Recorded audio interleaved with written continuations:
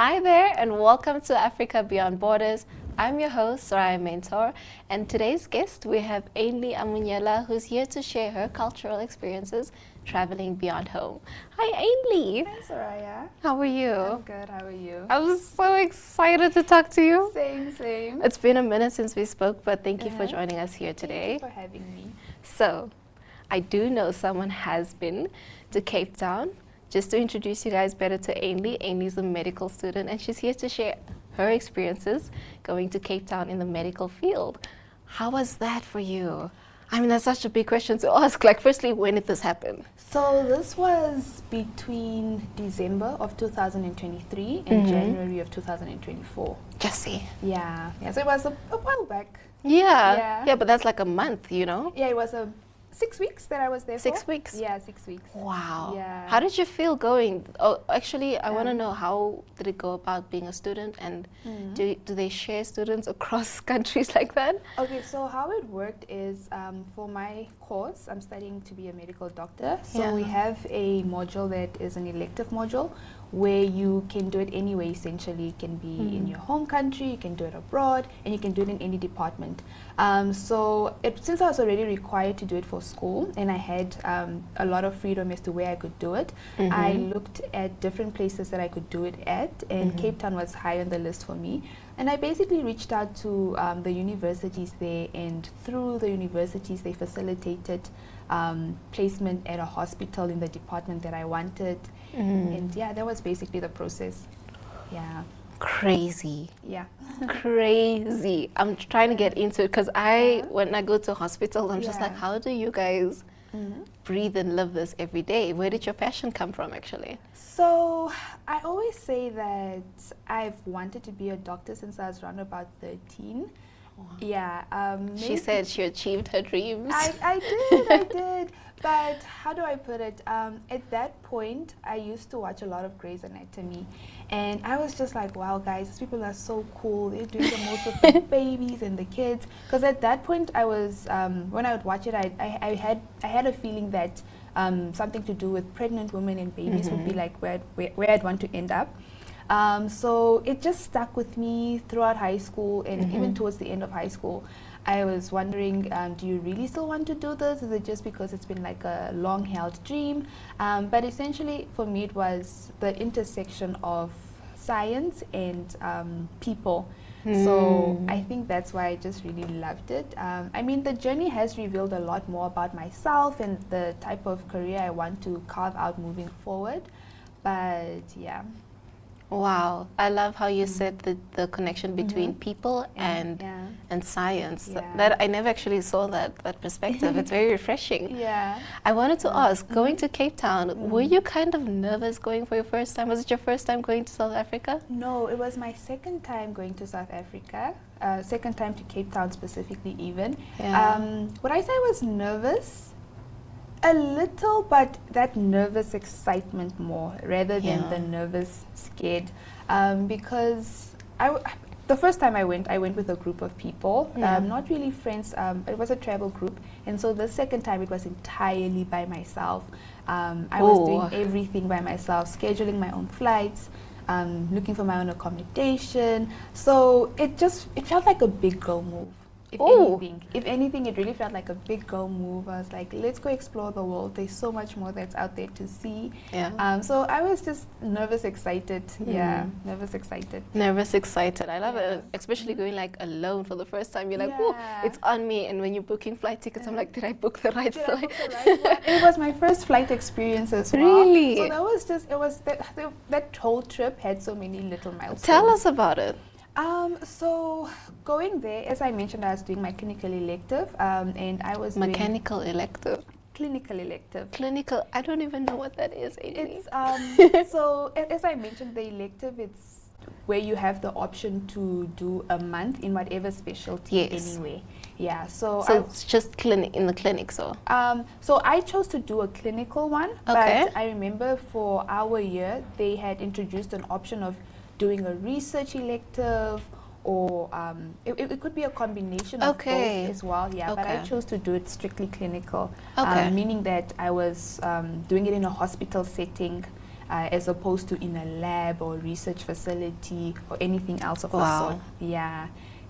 So as I was saying though, that's what I was doing, and I was doing it at Groote Hospital, at the the anesthesia department that they have there. And that experience was just so different from what we do here at home. I think the biggest shock was how big the hospital is. Oh, Their hospital is you need a go-kart to huge. get from point A to B. I mean, no one would judge you if you had one, probably. Yeah, but the hospital was so huge, and they had cafeterias everywhere, which was weird. Because in our hospitals, we only have one cafeteria for the whole hospital. They would have like I 5. don't even think I ever sat in a cafeteria at hospital. Really? No. Yeah. No, and their cafeterias are like state of the art, honestly. But they had Wow. a bunch across the hospital. That's how big it was. And another thing for me was, I think just the kindness of the doctors there. I mean, I know there are kind doctors everywhere, but I think everyone was just extra nice. They're nice to everyone. They're nice to the interns. They're nice to the students. They're nice to the patients. And also the way they, some of the equipment they had, it's not stuff I've seen back here at home. It would be minor things, but I was like, okay, we don't have this at home. Yeah, but all in all, it was just such an immersive experience. Yes. Yeah, very immersive, and just very much, I think every moment that I was there, I think for me, every time I leave the country, there's so much more than my little corner in Namibia. Yes. Yeah, so I think I was just taking all of that in, and just trying to learn as much as possible. Everyone was so accommodating, so eager to teach. It was just a beautiful experience. Yeah. I wanted to know what was a day in the life of a medical training and clinical A visiting student, essentially. visiting student. Yeah. How was the day in the life of that? Because you did say you stayed in accommodation as well. Yeah. Was it in the same area? What was the day like? So the hospital that I was working at, Groote Hospital, is an observatory, and the place I lived at, I don't know what one would call it, but it's a bunch of international students used to live there. So it's in the same area, in observatory as well. And a day in the life would look like me waking up. I had my own room. Oh, nice. Yeah. It was a very lovely accommodation. But waking up, walking to the hospital, it was around about a 15-minute walk. Okay. And when I get to the hospital, another thing was they're so strict with security there. They always check your access card. So I always had to have my visiting student card on me. And just settling in for the day, I would be assigned to a different theater for each day, because I had a supervisor, and so she assigned me to a different theater every day. So some days I'm working with the anesthesia team in the orthopedic theater. Other days I'm working with the anesthesia team in the obstetrics and gynecology theater. Wow. Yeah, so it was moving around from all the different theaters, ENT, ophthalmology. I'd say though my favorite was the day I spent in the neurosurgery theater. Ooh, you saw someone's mind? I don't know why there was this thought. Yeah. I mean, I have seen it before, even within in Namibia. Wow. But I think it was so much cooler because there was a patient with this huge tumor, brain tumor, and they were like drilling into his skull, and they had this fancy imaging machine that I'd never seen before. It was all too cool. What's the machine's name? I have no idea. Oh, okay. Yeah. It's a fancy machine is what we'll call it. It was a fancy machine, and it was it had views of the patient's head and the tumor from different angles. It was just too cool. I couldn't deal. Whoa. Yeah. No, that sounds so cool. So do you wake up like at 6 a.m. to go, or does it just depend on the day? So typically I'd wake up, I'd need to be at the hospital by 8. So typically I'd try to wake up at 7, 6:30-ish, because just to factor in that 15-minute walk, and then walk to the hospital and then get there by 8. Yeah. Yeah, see. What was your diet like while you were there? Did it change? Like, did you order Chinese every night? So I barely cooked while I was there, but I'm notorious for barely cooking. Oh, Yeah, so I think that didn't change much, but I did eat out a lot. Nice. Yeah, but in part also just because it's essentially it's a holiday as well, so you don't want to be cooking all the time, and you want to try all the different food places that they have Yes. there that you don't have back at home.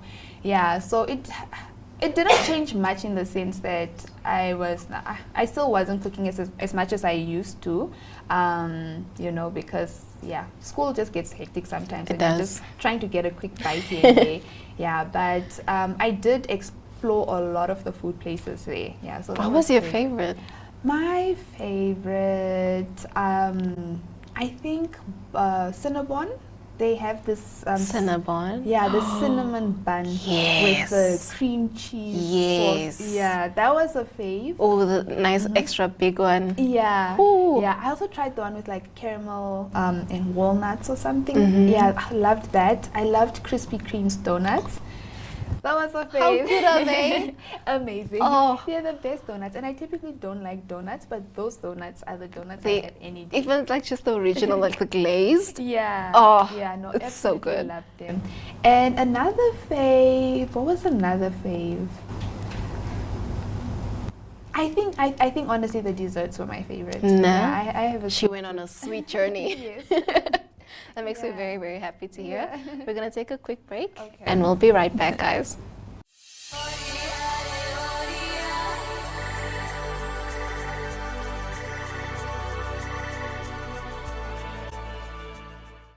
Hi there, and welcome back to Africa Beyond Borders, where we get to chat to amazing Africans who've traveled beyond their homes.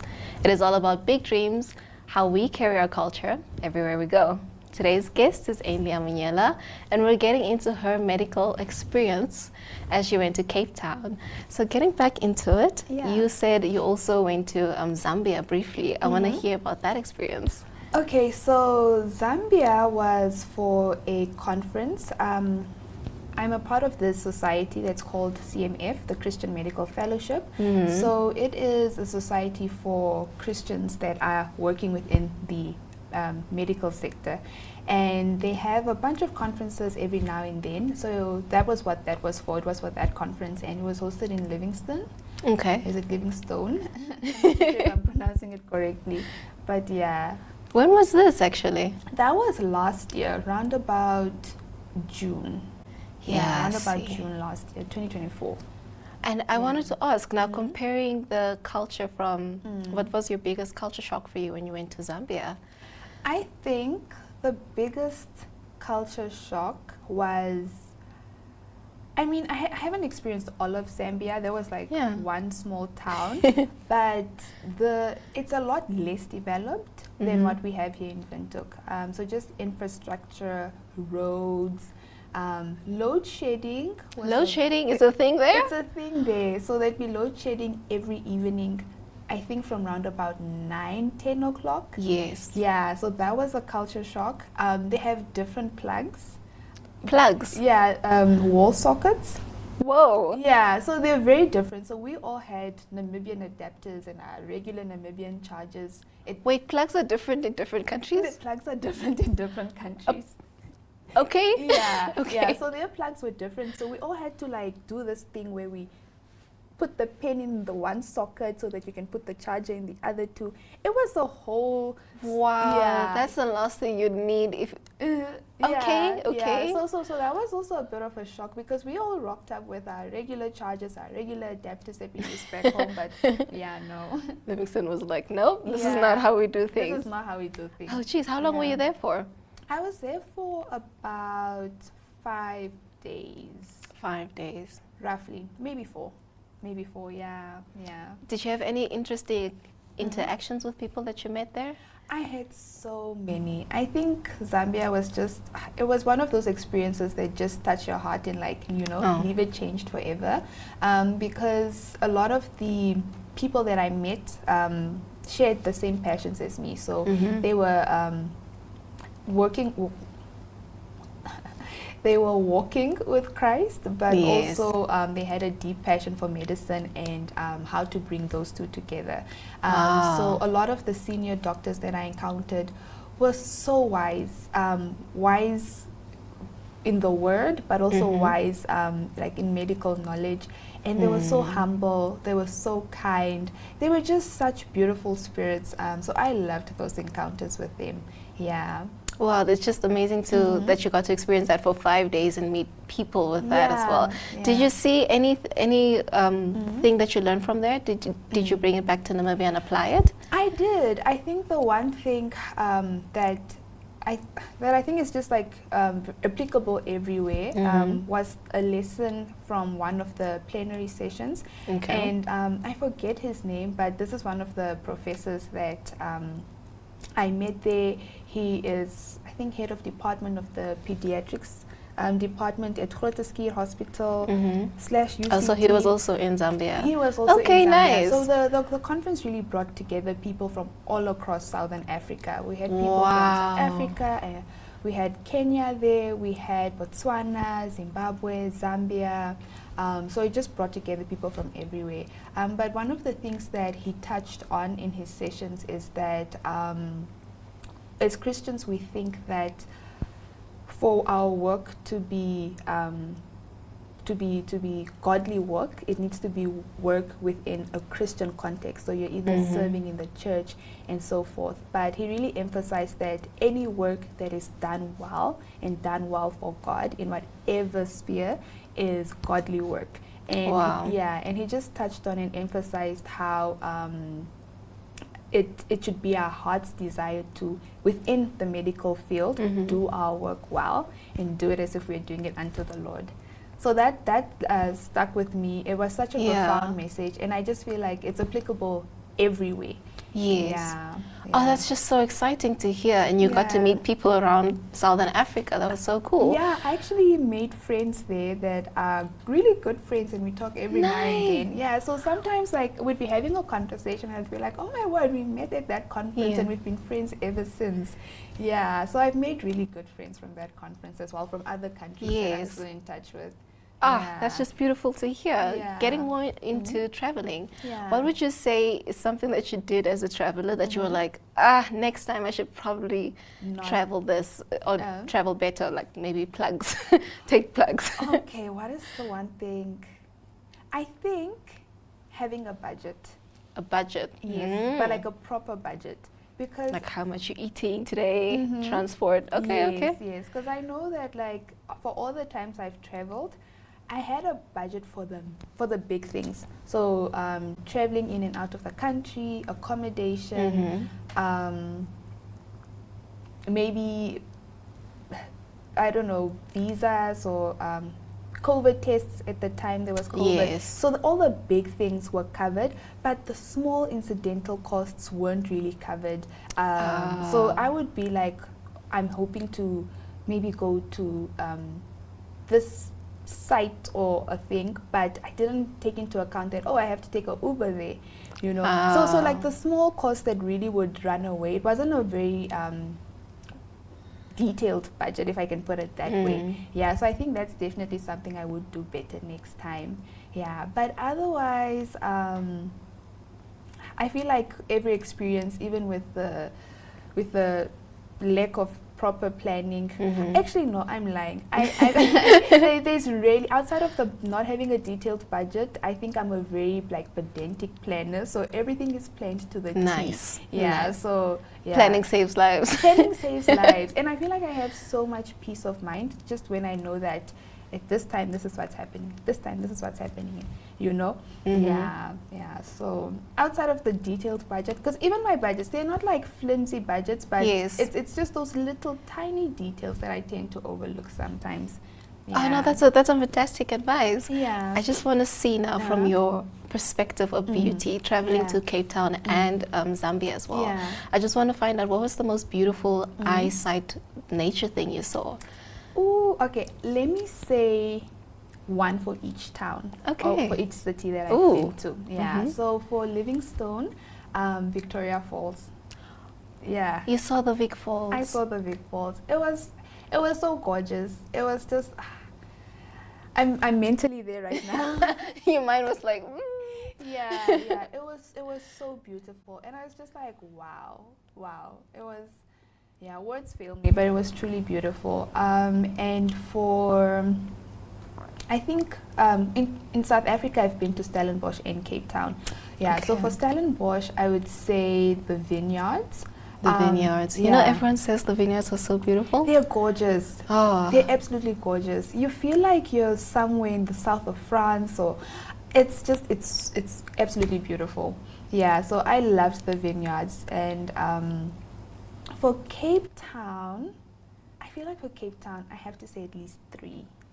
3, yeah, you should. Okay. Vent away. Yeah, so the first would be Lion's Head. Lion's Head. Yeah. Okay. Yeah, so I hiked up that. It was Oh, that's you know what I was thinking. I was thinking it's a zoo with a lion's head somewhere. No. I don't know why.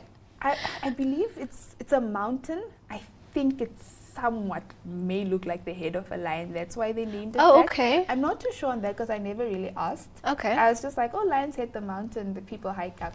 Yeah, Nice. Yeah, but that was a very intense hike, and it was very scary. But the view at the top, amazing. Worth it. It was so worth it. Another thing that I loved was, I think the beaches.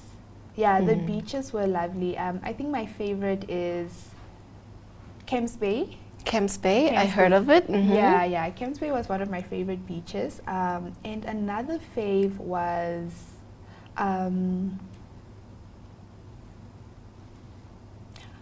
what is it called? The Cape Point.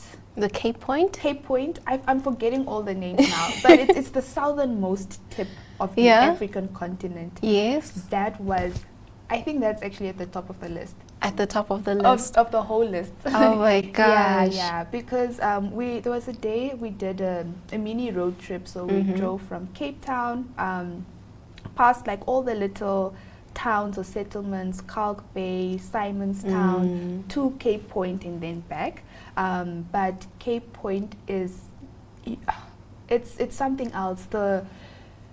The whole thing, it's just so beautiful. There's a tram car that you can take up to the to the top of the view of one of the viewpoints, and then you have a great view of the waves. There's a little beach on the side. Wow. Yeah, that was amazing. Yeah.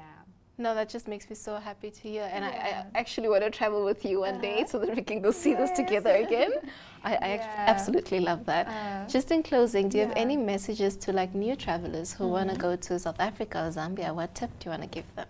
I think for anyone that's a new traveler, I would say start small. Start like wherever you can. I know when people say travel, they often think leaving the continent or even leaving the country.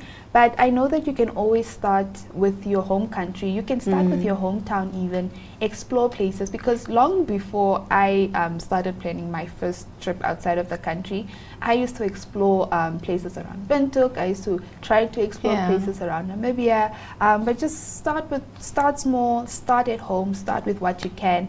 But also like eventually with time you need to leave your home country. You absolutely need to leave your home country. Like I always tell people to not do the disservice of never getting to experience other places and experience other cultures. It just opens up your mind in a way that wouldn't have been possible if the only thing that you're exposed to is what you've known all your life.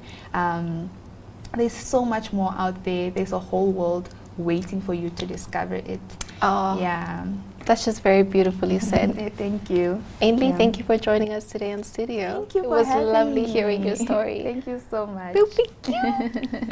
This is all from us today. If you are if you are interested in more episodes like this, you can join us every Monday at 8:30 p.m.